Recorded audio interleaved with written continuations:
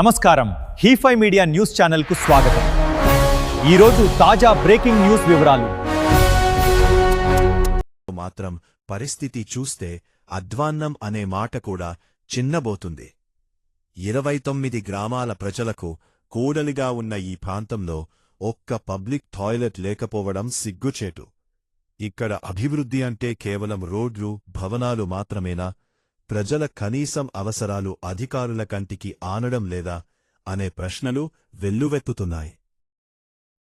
ప్రజల గోసను అర్థం చేసుకున్న కలెక్టర్ కుమార్ దీపక్ వెంటనే ఇరిగేషన్ అధికారులతో మాట్లాడి స్థలం కేటాయించాలని, తక్షణమే 3 పబ్లిక్ టాయిలెట్స్ ఏర్పాటు చేయాలని ఆదేశించారు. కలెక్టర్ ఆదేశాల తర్వాత కూడా అధికారులు ఫైళ్ల మీద కాలక్షేపం చేస్తారా లేక యుద్ధ ప్రాతిపదికన పనులు మొదలు పెడతారా అని జన్నరారం ప్రజలు ఎదురుచూస్తున్నారు.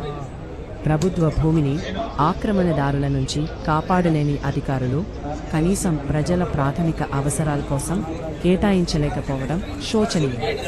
ఇప్పటికైనా పాలకులు కళ్ళు తెరవాలి.